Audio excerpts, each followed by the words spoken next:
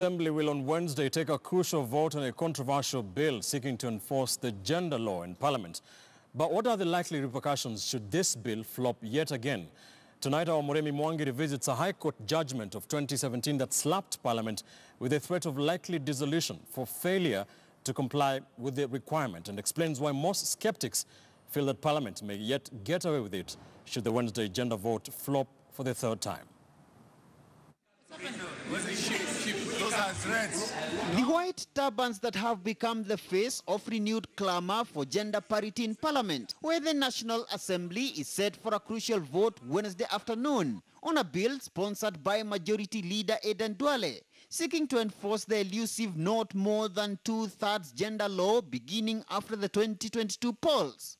There isn't the necessary political will or intent to actually pass this law. So I would be very, very surprised myself if a miracle happens on that day and we get this law passed. But does Parliament face any repercussions if this bill flops on Wednesday? In March 2017, Justice John Mativo of the High Court had warned that any Kenyan could petition the Chief Justice to advise the President to dissolve Parliament if the gender law was not enacted within 60 days. We are the 44th tribe. Nevertheless, the 11th Parliament frustrated two attempts to enact the gender law, both at the National Assembly and the Senate.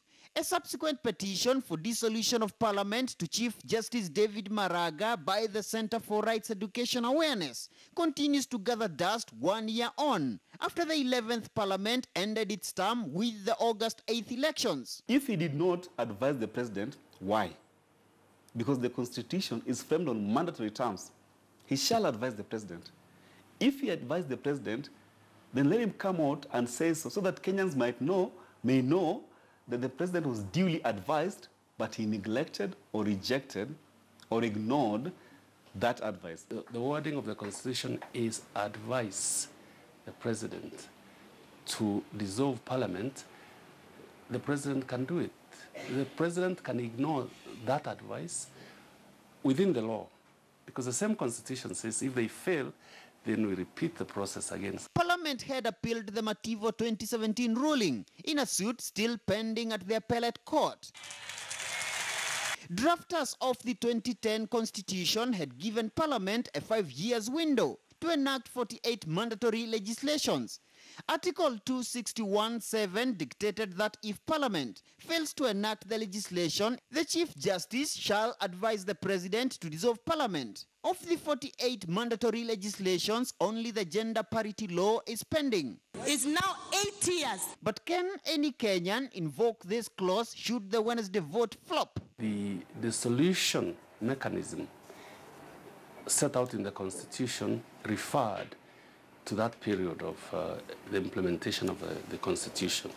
We failed to do so, and it is spent. I see a difficult situation ahead that will set the political wing of government into sharp controversy or conflict, or unnecessary battle with the judicial arm of government.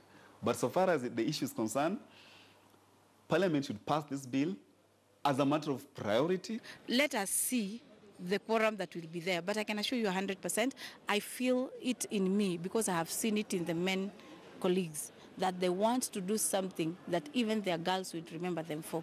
So I believe that they will come in, we shall have the numbers, and we are going to pass this thing. Duale will need 233 members of Parliament to be in the chambers and to vote for the bill.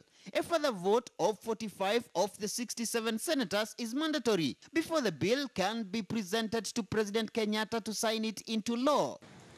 Nevertheless, with women lobby groups already in court, the Parliament dissolution debate is no doubt headed for a comeback should the Wednesday vote flop. Muremi Mwangi, KTN News, Nairobi.